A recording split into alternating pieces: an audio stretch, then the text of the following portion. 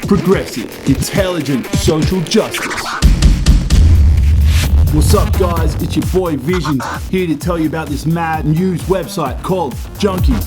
Junkee is like a news website for young people, woke AF by young people. Check this out. They got stories like all the heterosexual nonsense I was forced to endure during episode 4 of The Bachelor. Like, who wants to endure heterosexual nonsense? I mean, yeah. They did this video about diversity in media. Check it out.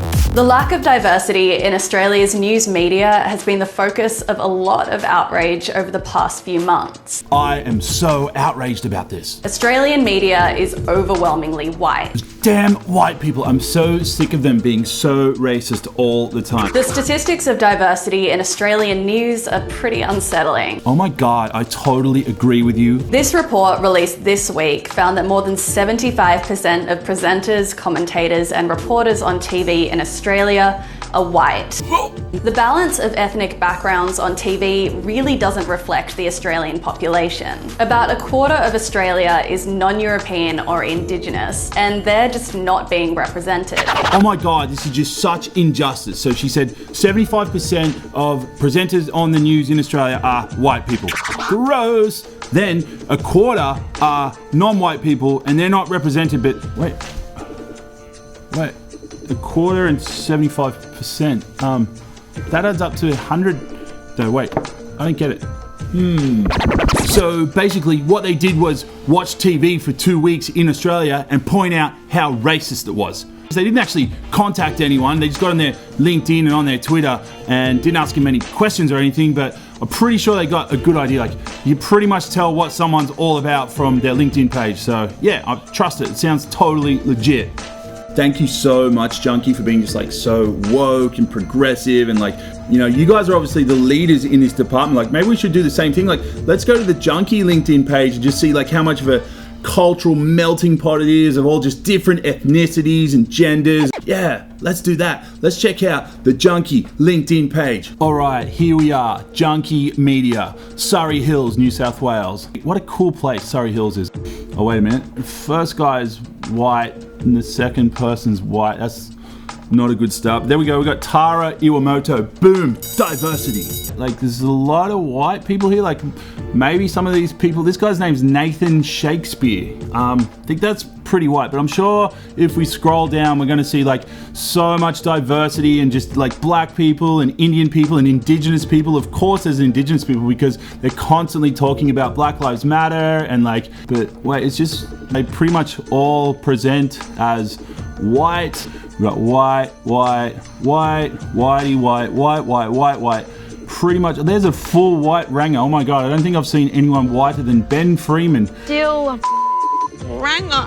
White. I still haven't seen like any Indigenous people or any black people, but maybe if I go and check out the Junkie editorial code and just like work out what you guys are all about, that'll get me to the bottom of this. Let's do it. Let's go. The Junkie editorial code website page, and like notice all the ads. Like, all the ads are just super cool and like really just suit young people and the young lifestyle, the youth. All right, here we go. Fact versus opinion, the Junkie editorial code. Junkie Media has strong opinions which we will never shy away from. Okay, awesome. There are many issues which we firmly believe do not have two sides. Did I just read that in your editorial code? Does it say many stories do not have two sides? That can't be right. Like, the actual definition of journalism is telling any story from every perspective. Anyway, go back to that. I'm sure I made a mistake. No, it definitely says we firmly believe some stories do not have two sides. Anyway, whatever. We will always stand against racism, misogyny, homophobia, and discrimination in any form. Okay, we will always promote equality for Indigenous Australians, refugees, migrants, women, and minority communities across the board.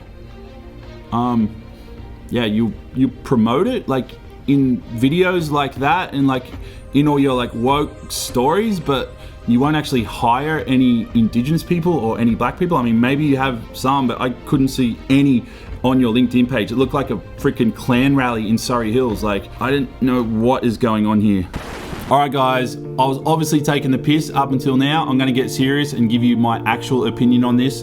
Here's the thing with these websites like Junkie or The Cusp or all these other ones, Pedestrian TV, which is owned by Channel 9. They are owned by giant corporations, but they are made to look like they're run by young, cool, hipster millennials.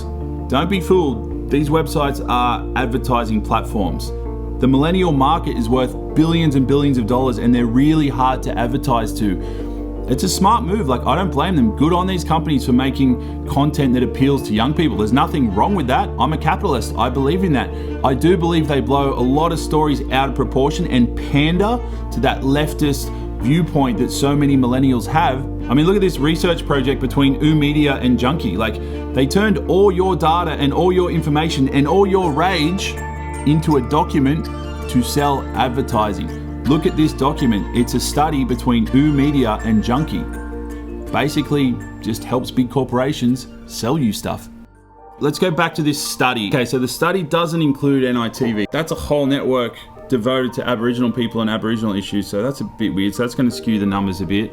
They also mentioned The Project. I mean, The Project is literally one of the biggest shows in Australia, and it's hosted by Waleed Ali. He's an Egyptian, he's a Sunni Muslim, and he's great at his job. Good for him. He worked his ass off to get there. Waleed won the Gold Logie in 2016 for Best Personality on all of Australian TV. I mean, if that's not proof that someone from a more diverse background can get into the Australian media industry and make it, then I don't know what more proof you want.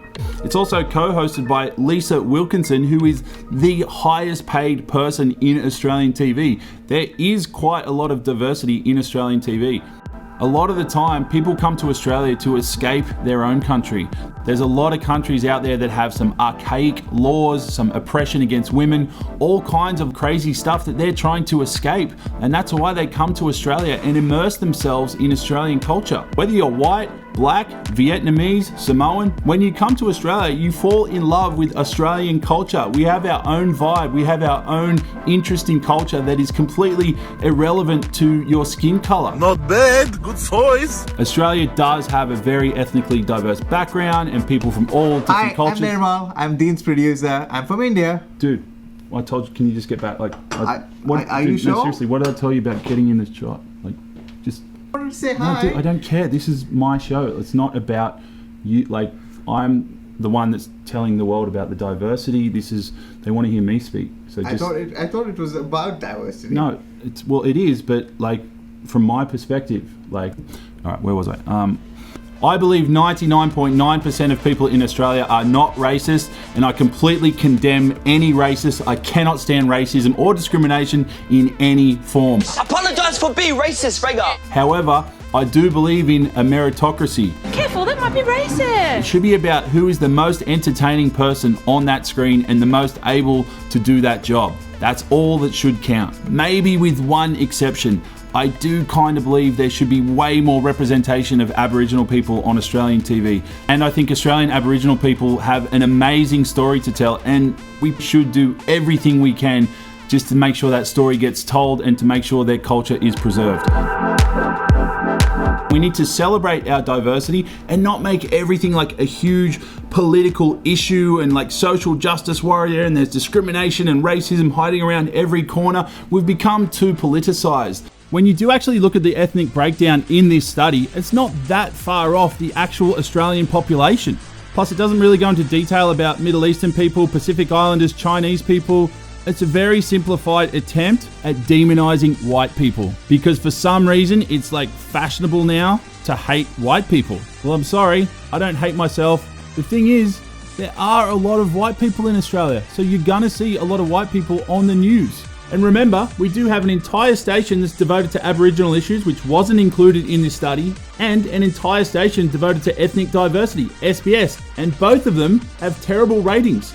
And Junkie, your own breakdown of reporters by race is pretty much the same as the one you're complaining about. It's not better than Channel 9. How are you getting up on your high horse and telling everyone else that they're racist? Most white people don't even identify as Anglo-Celtic. I mean, I'm white, I don't even know what that means. They're just Aussies. This kind of alarmist rhetoric just causes more division. It doesn't help anything. And a lot of people from all walks of life are starting to wake up to it and question things and push back, as they should.